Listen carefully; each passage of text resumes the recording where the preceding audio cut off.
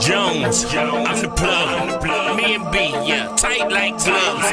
Got it locked like criminals in handcuffs. Matter of fact, yeah, go on, put your hands up. His father's name, Satoshi Nakamoto. He father wrote corruption, and he said no, no, hell no. He's not made of metal, he can't corrode. He's forged together with open source code. Choking basers politicians till they're blue. If you go short B, you'll get wet too.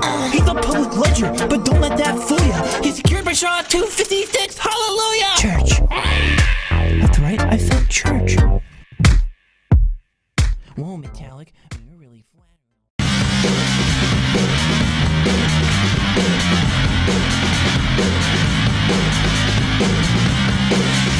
From Acapulco, Mexico, this is Anarchast.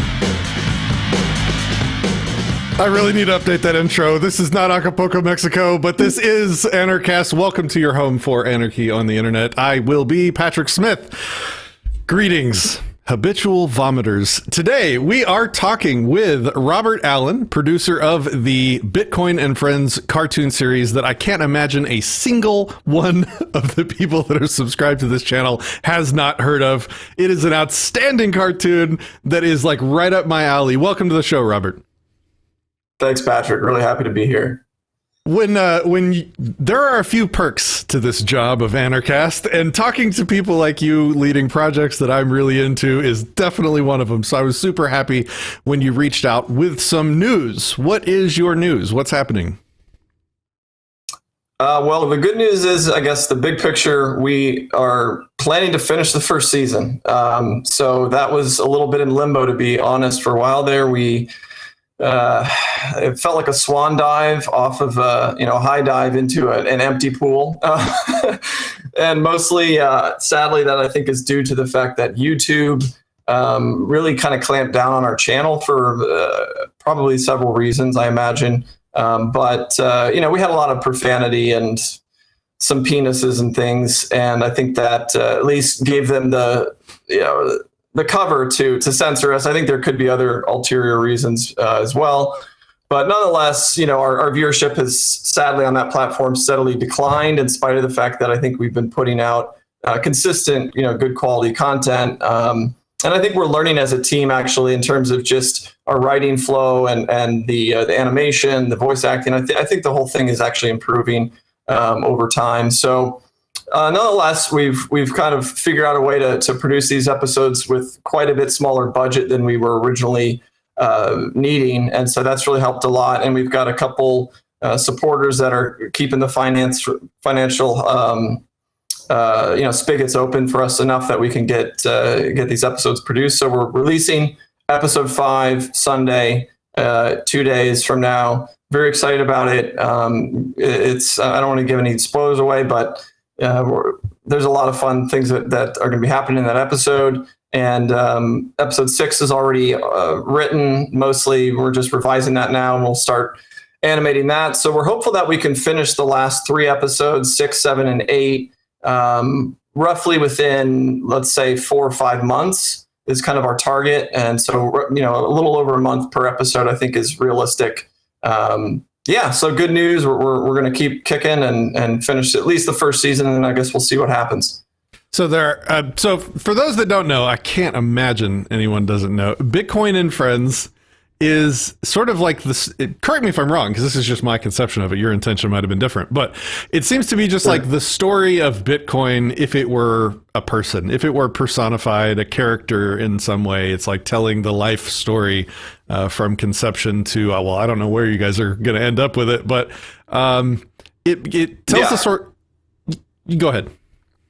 Yeah, that's exactly right. So we my brother Chris, who is the writer director of the show, approached me. I guess it's been over 2 years at this point, with the initial idea of trying to personify Bitcoin, the network, as a character. Now, to be fair to the broader community of Bitcoin, there were already memes with like a coin with arms on a roller coaster and a face and stuff. So, we didn't completely come up with this idea of sort of personifying Bitcoin as a coin with human-like characteristics. But obviously we took it, a couple steps further And, so Chris came with the idea of it would be really fun if we had this character and, he could puke up the block reward, which I thought was a really cool idea. Talked about this many times before. But as we started talking it through, it just seemed like an idea that we really had to pursue, and that it was obviously going to be a ton of fun to work on. And, Bitcoin has had a really amazing story thus far, as a technology.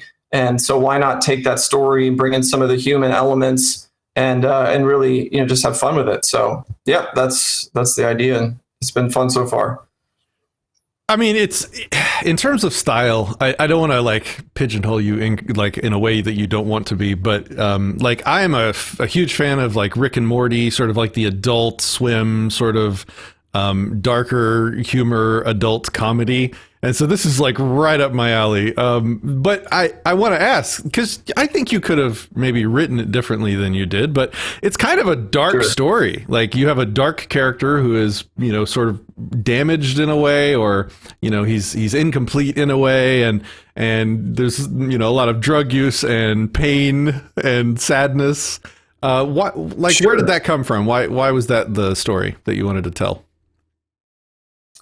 Well, Chris, who's writing the show, has been writing scripts and really studying film and cinematography and all that stuff now since high school. Really, he's been pretty obsessed with all of that, and so I think he has a pretty good grasp of some of the conventions that go into making a compelling story. So the hero's journey is one of these ideas where you need a hero that's relatable, that's flawed, and that is ultimately on a quest to achieve something great, and he needs people to come along and help him in that quest. And he's fighting against evil or against something that's wrong about the world, and he's trying to rectify that. And so Bitcoin, the technology, really in a lot of ways already personifies that sort of journey, and so it really lends itself to creating a character with sort of a similar arc.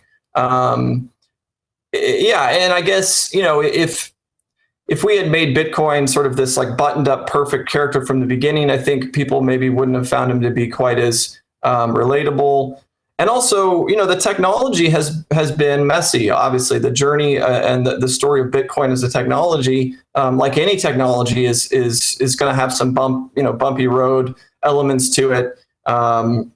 And so we don't want to kind of like gloss over the challenges that have been presented to the Bitcoin community, both in terms of just maintaining and building the software, dealing with bugs, and then of course dealing with sort of the different forks and all of the different elements of intrigue, I guess you could say, that have kind of surrounded Bitcoin from the beginning, including the way the media has tried to portray it initially as, this drug money. And so there's been a lot of obstacles in the path of Bitcoin, both technologically and then also, I think, from different elements in society that would prefer that it didn't exist. Bitcoin is challenging the status quo in a very, very strong way, head on. And, so it makes sense, and that, I guess, lends itself to the fact that our journey with YouTube has not been easy either. And I think I'm not surprised. I guess I'll just say I'm not surprised that YouTube hasn't, wrapped their arms around us in warmth, because what we're bringing to the world is a big challenge to the powers that be in media and in government and all of these things. When you start looking, into it, you start to find out that there's basically a giant pyramid, and you've got, a small amount of corporations that are all owned by just a handful. So I'm not surprised, but we're going to keep pushing and hopefully waking people up to the financial mess that the world is in, and that Bitcoin presents a viable alternative for us to move toward as a society, as a world. And we want to have fun making a good story in the process. So, yeah. So it's you and your brother who you said writes and directs. You produce. Who else is involved? How many people does it take to create this? So Chris, Jake, who does quite a bit with the show as well. He's really kind of the third pillar, if I would say there are sort of three main people. It would be Chris, Jake, and I. So Jake recently he's been doing a lot of the animation. He does a lot of the voice acting and has done many other things. And then, my role has been a lot in the direction of, just marketing, doing things like this, getting the word out, trying to raise money, doing a lot of the sort of day-to-day businessy stuff that is not quite as fun, but I'm pretty good at. And I've also done some animation. I've been doing a lot with just making sure the thing happens. I mean, as a producer, ultimately that is your job. It's to figure out how to get past the blockades that you run into. And so I guess I'm pretty good at just juggling a lot of things and wearing a lot of hats. And then Chris, as I said before, he's really, I think his whole life is, I believe, led up to this point. I think this show is perfect for him in terms of his temperament, and his abilities and his love of telling stories. And, he's always been, really very funny, like just in terms of, if we're hanging out with the family, he'd have his nieces and nephews and other people in the family like rolling on the ground in stitches with some of his impersonations and different things. So he's like I said, I think this show really was made for him, or he was made for it. And so that's the core team. We do have some amazing artists that have been helping as well.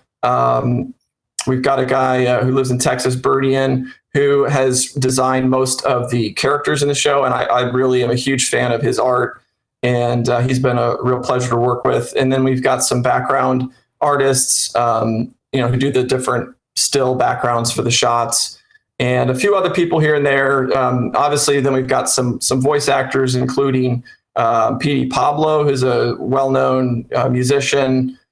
He's got some big hits. People probably heard of him.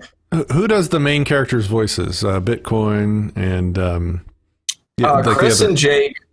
Yeah, Chris and Jake do most of the voices. The voice of Jones is P. Pablo. The voice of Harold is oh my God, I'm going to blank on his name right now.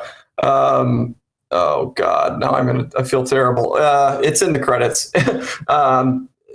Yeah. Anyway, okay. we've got a few people, but mostly Chris and Jake for the voicing. Same for Middleick. Is it Middleick? What is it? What's the character's name? Oh, Metallic. That's Metallic. Yeah, that's Jake. Jake does Metallic. Okay. Chris does Bitcoin. Chris does the Chief Gary, the FUD chief. He does. Who else? Let's see. Yeah, I mean, you can see in the credits, but it's mostly Chris and Jake on the voicing, aside from a few. And there's a female actress we've used for Karen and a couple others, but yeah. Can I ask, and you cannot answer this, obviously, if it's private and you want it to be private, but I'm just curious, like, what kind of budget it takes to produce an episode of this show? And, I mean... J.R. Timothy's is Harold. Sorry, it just came to me. The actor. Okay. Real talented guy. Anyway, what did you say? What's the budget? Was that the question? Yeah, like, give me, like, if you want, you can certainly not answer this, but I'm just curious, sure. Yeah, what does the budget look like for an episode of this? Yeah, so for episode 1, I think we ended up spending something ridiculous like $45,000. But when we did that, we all had no experience in animation, and so we really, like we hired a girl who was sort of our go-between, and she ended up, I think we paid, I don't know, $4,000 or $5,000 to her, and she really didn't do anything, which was frustrating, aside from find the company that we hired to do the animation. And then, yeah, most of the cost was animation, and but now we're using a program called Character Animator. Mm-hmm. So, and that's brought our production costs down tremendously, because for the first episode and for the first couple, we were mostly using, or all 100% or at least 80% of the animation was with just Flash, or Animate as it's called now. Adobe Animate used to be called Flash. So Flash Animate or Adobe Animate, that sort of frame by frame animation is very, very expensive and time consuming. You're looking at like, what would it be? Let's say you're doing 10 frames a second. You're looking at 600 frames per minute to do 1 minute of animation. So you've got to, move each of those frames potentially, 600 times for 1 minute. And if you're doing, 20 some minutes. It takes roughly a week for one good animator to do 1 minute of animation is what we found. And so we had guys working in the Philippines, in Europe, and it was just very expensive. So anyway, as we got going, we found, I found Character Animator as we were digging into the Adobe suite, and I started playing with that and realized that, this program could really drastically reduce the cost and time associated with animation. So that's been a huge help. We're doing that now for the majority of our animation is now using Character Animator. We're still doing a little bit of frame by frame here and there, but there's actually a cycle frame feature in Character Animator. So you can even do things that would be more traditionally done frame by frame, you can actually do in Character Animator as well. So that's been a huge boon to our productivity and reducing the cost. So like this last episode, I'd have to check with Chris, but I think the total cost was like $6,000 at most. It might have even been as low as like $4,000 to $5,000. That's a big improvement. So that's a huge improvement, and that's the reason why thankfully we're able to continue on because because as our view count dropped on YouTube, obviously the interest from sponsors is also waned a bit because people are ultimately paying for eyeballs when they give you sponsor money. And so anyway, looks like we're going to be able to at least finish out the season, as I said earlier, regardless of what our view count looks like. And then we've got a guy we've been working with in Australia, an agent, and he's telling us if we have a finished full season, that he's going to have a much easier time trying to shop that for us to networks. And whether it's terrestrial, like in specific locations on Earth, or whether we get into something like Netflix, we'll see. But so that's the plan now: is we finish out kind of on our own, get this first season buttoned up, and then see what we can do. We've already had a few conversations and have been knocking around a bit trying to find a network to take the show, but nothing yet has transpired. It seems like it'd be right up Adult Swim's alley. Like it seems like the exact kind of style and humor that they would like to have. That would be awesome. Yeah, if you guys can make it on there. Right. It seems like a good fit. So I'm hopeful that at some point that's going to happen. Cool. Time will tell.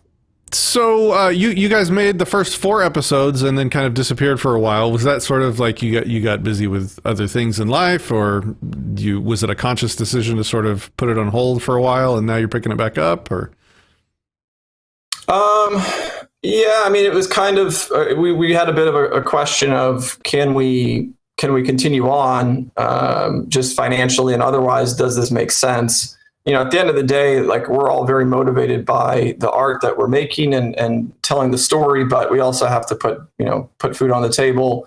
And, if we had found that there was really no interest in what we were producing, it was continued to wane. Well, at some point you got to be realistic with yourself. And, we're not making this just so we can laugh, or we're trying to entertain other people and hopefully also educate and inspire them and encourage people to check out Bitcoin as a technology.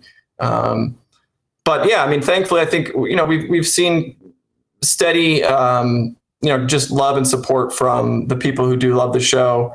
And there's definitely a solid base. I think it's maybe not quite as big as we had hoped initially, but I think there's a pretty solid base of it. We probably have 5, I think realistically, maybe 5 to 10,000, like kind of solid fans, I would say. And that's just sort of based on my sense of how we get reactions from tweeting and from, posting videos. I think it's probably in that ballpark. And I do think also the fact that we haven't, like everyone's sort of used to this Netflix world where if you've got a show you like, you can just go watch the whole thing and, binge watch. So the fact that we've been releasing these fairly, intermittently, and again, that's, because of the small team we have and the cost of production, all those things. But that hasn't helped us either. Just that intermittent release schedule really hasn't helped.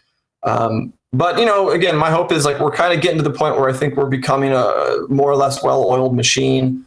And so if we can make it through this first season, and if we could get even a small amount of funding or picked up, by a small network and had a small budget to work with, I think we could take it really far.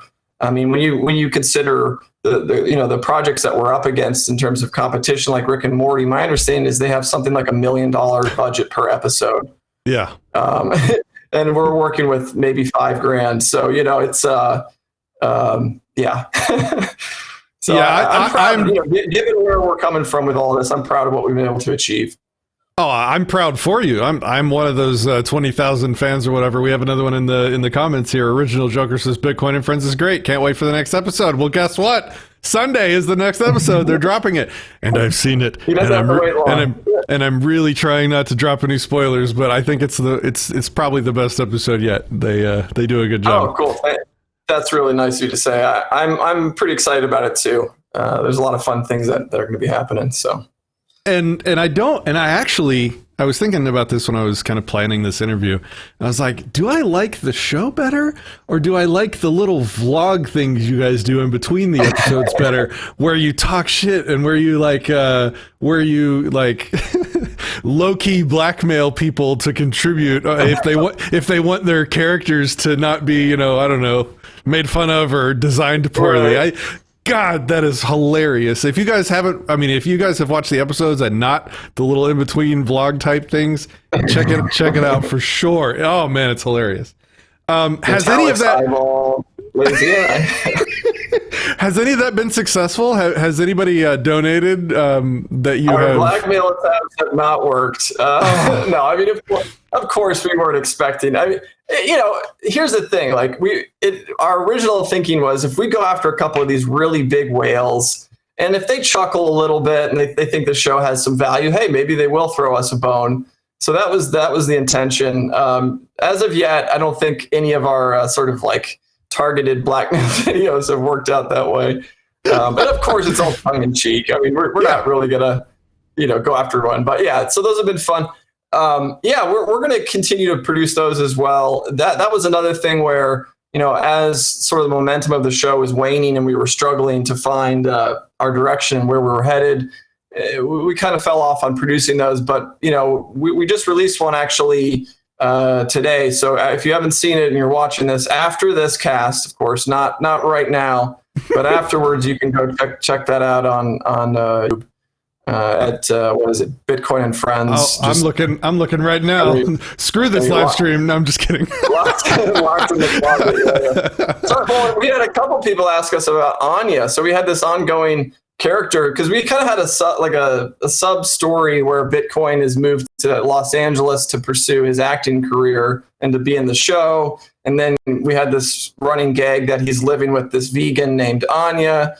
And, so there's just like little blurbs about that. I think we'd mentioned her maybe 2 or 3 times before in the other vlogs. Anyway, I've had multiple people ask me, and what happened to Anya? And I actually kind of just jogged my memory, like, oh, right, we did have that thing going on. So we'll play, we're going to play more with some of the small videos as well. And I'm glad you're a fan, though. That's been a little bit more of my baby, and I've pushed that a lot. So it warms my heart to know you've enjoyed them. Huge fan. And I'm also a huge fan of Library. So I'm really glad that you have embraced them. And I think they've actually, you said, contributed a little bit to help your project. Yeah. And it's like working out well for you guys. Of course, YouTube has to mess with, anything good and wholesome on the internet. They have to stand in opposition to. So I'm really glad that you're on Library. And if anybody... Me too. I interviewed the CEO of Library over on my Disenthrall channel, and I really gave him the shit test, like on censorship. Like, I mean, we talked about all the extreme stuff that might exist on the internet and how, he intends to handle that as a CEO of a public corporation that is answerable to the gangs in place in the world, right? That control such things.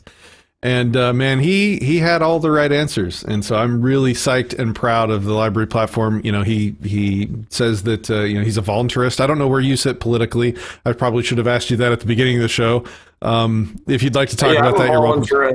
Anarchist, whatever term you need to throw in there in that direction. Yeah, for sure. Well, let me correct my mistake and ask you how you became a voluntarist.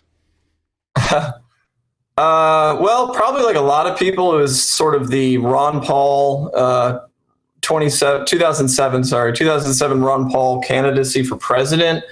Was, I was maybe 24 or something like that. So, just, graduated from college, not too far in the past from that period. And so anyway, I just was kind of waking up to political things, and had just moved to New York City.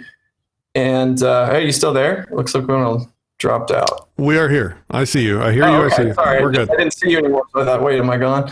What happened? What you see in your browser is what's going out live. So.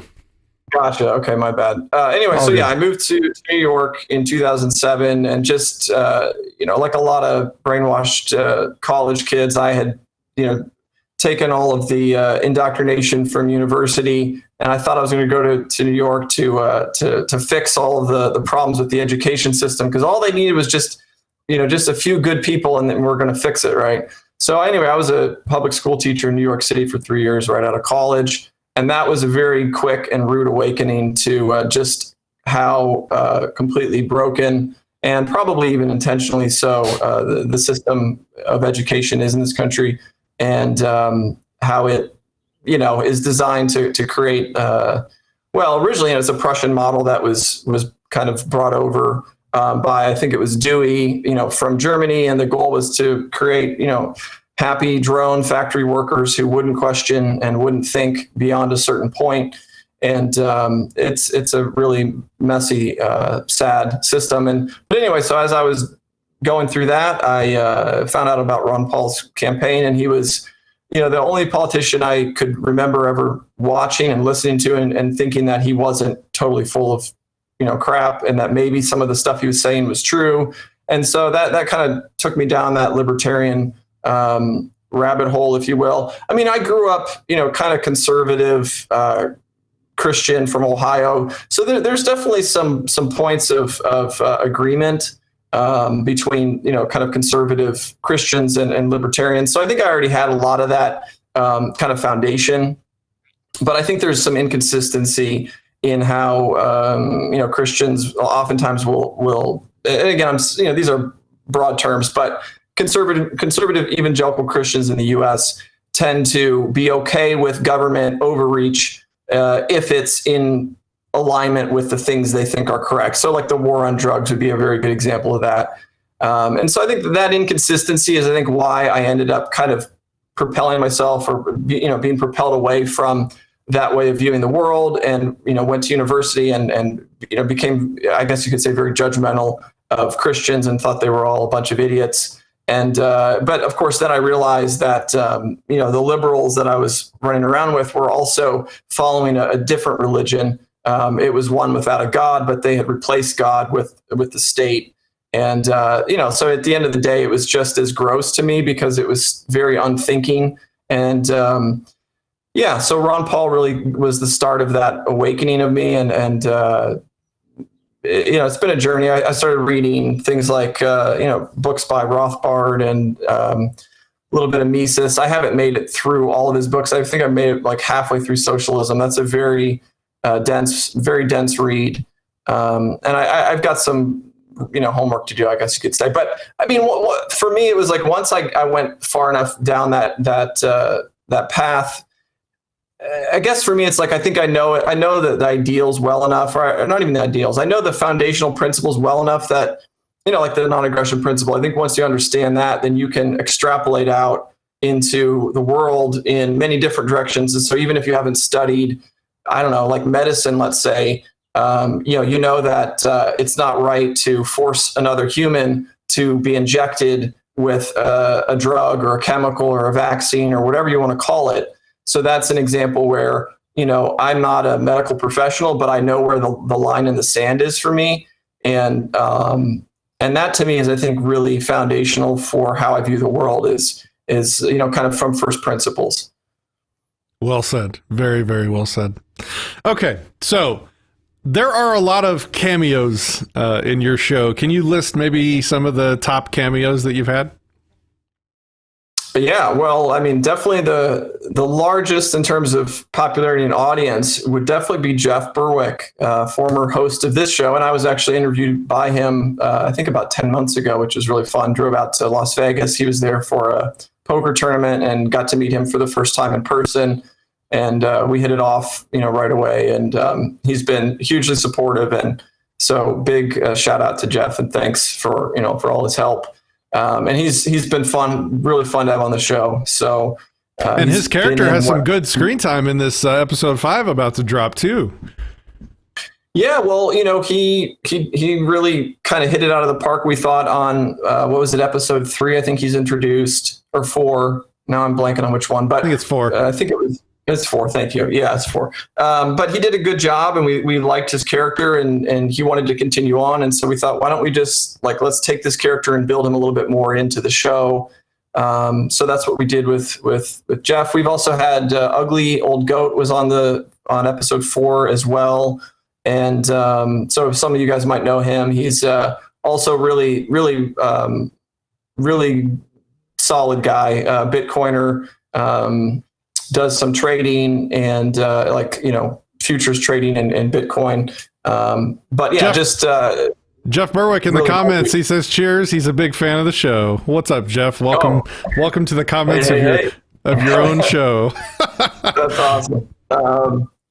Yeah, so Ugly, and then who else? We've had a couple smaller cameos, I guess, of people who aren't really kind of public figures. But yeah, and we still have, this kind of running offer, which is if you want to be, immortalized into Bitcoin and Friends, we will write you in for $2,500 if you've got an interest in helping support the show. And also you can, brag to your friends that, hey, that's my character.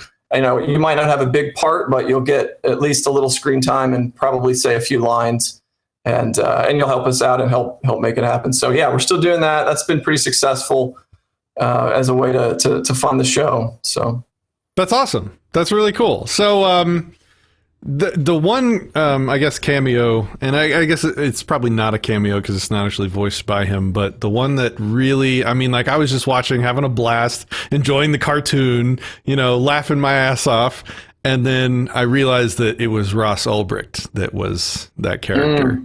And I'm even getting choked up right now thinking about the first time I saw him. No, it was they were at the boxing match.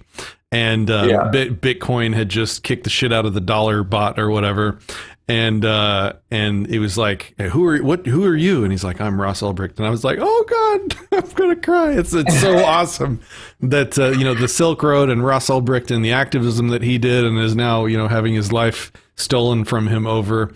It has such a cool character in your show. Can you talk about that at all? What was that like for you? And have you talked to Ross at all, or has he seen this? I don't even know if he could have seen the show.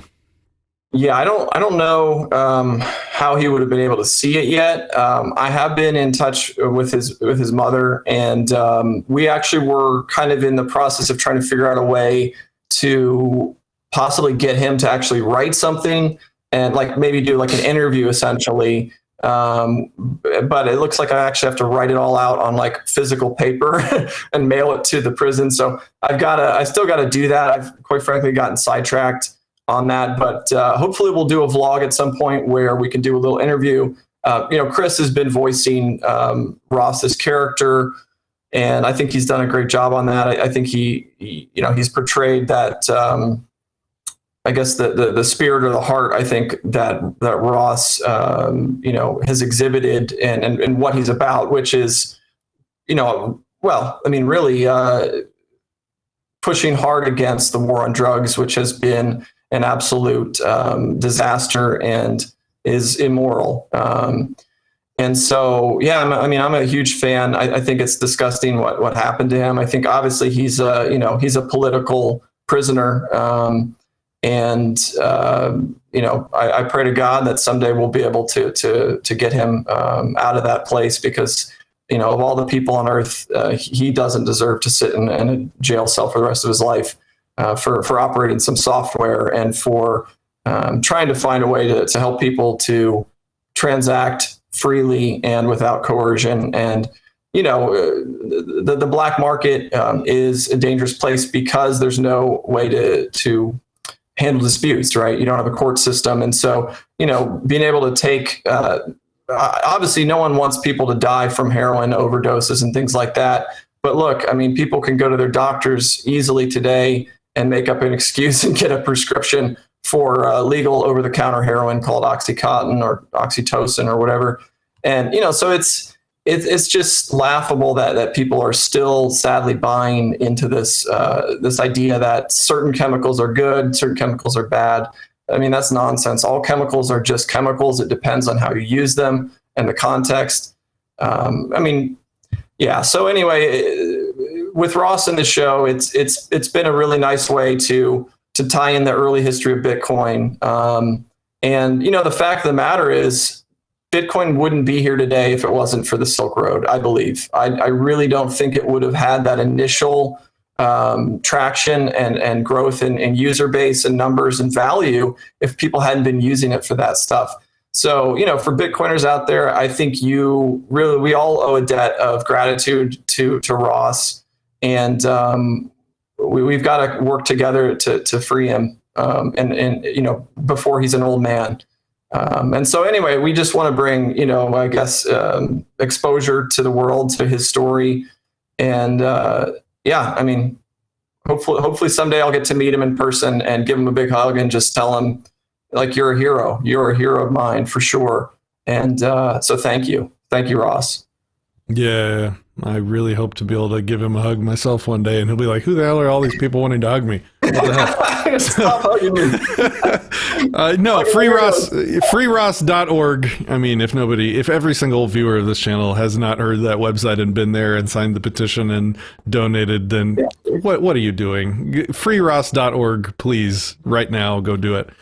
Hopefully there are new libertarian, babies that are just coming in here, and they've been, they've been jacked up by the state for the last time from coronavirus nonsense, and they're starting to think on their own, right? That's what I'm hoping. So, right. So, okay. Let's talk about what's next for the show. How many episodes are there going to be in season 1? You say you're going to probably produce them about 1 a month. How many are you planning? And are there current plans for more seasons, or are you just kind of focused on that goal right now? So we are planning to produce 8 episodes for season 1. So that means we've got 3 more to go after the release on Sunday. And we do have a story arc and quite a bit written for a 3-season, sort of story for the show. So we've definitely got plans, and we hope to be able to do at least 3 seasons. But it buttons up nicely, kind of following the history of Bitcoin from 2009 until present. And so we'll see. Of course, it's going to depend on how things go after we finish this first season. And, if we're getting back to the point where we see upward momentum again, and or if we can get the show picked up on some kind of a larger network. So, okay, we'll just see. But yeah, hopefully 3 seasons.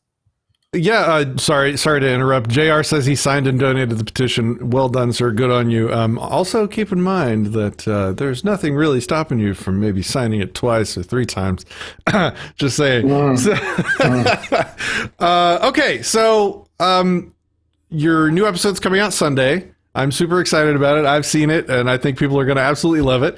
Where can people go if they want to support your show? Where can they contact you? Is there a Patreon? Is there anything like that going on?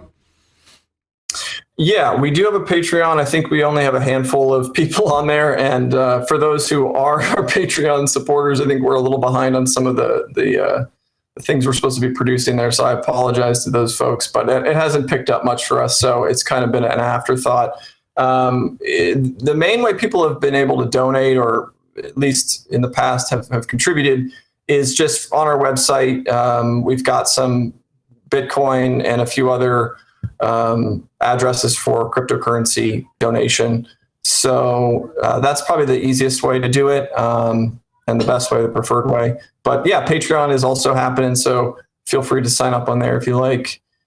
Those are the 2 options. We also have some merchandise, so that's another way to support us. There's a link on the website, btcandfriends.com. So you can go and buy a shirt, or I think we got some cool leggings and some other fun stuff. So yeah. And on YouTube and LBRY, it's Bitcoin and Friends. LBRY is at Bitcoin and Friends. YouTube is the same, I believe, right? So if you haven't watched the show, you should go watch it. It's a little adult, but my God, it's hilarious. All right, sir, anything else that you'd like to tell us about before we go? Yeah, well, we're actually kind of pushing more in like a PG direction now. I mean, it's still going to have like innuendo and stuff, but we're trying to cut back on the profanity and the outright vulgarity, because that was the main reason why, at least officially, YouTube censored us. So we'll see if that helps. We're going to be trying to put some money into advertising on YouTube. Sadly, I mean, I love Library and we're pushing on there as well, but YouTube still has the lion's share of the market of actual viewers. So we're kind of stuck for the moment trying to build an audience there. But yeah, I think we kind of covered all the bases. So it's really been a pleasure chatting with you, Patrick. Thanks so much for the interview. Thanks, Robert. If I had to suggest something, you might do like a censored and an uncensored version, and then charge like a buck on Library to see it. I think you're going to be able to do that soon, if not already. And I would gladly, I would toss you a buck to be able to see the raw episode. Anyway, just a thought. Yeah. All right. Nice. I like that idea. All right, cool. Thanks. Well, I appreciate the time, Robert. I'm super excited to see where this goes, and I look forward to hopefully talking to you again, maybe at the end of the season 1, and we can talk about what's coming next. So, I'd love to. Sounds like a plan. All right, man. And hey, guys, in the comments, appreciate you guys. Thanks for watching, and we will see you next time. Until then, peace, love, and anarchy.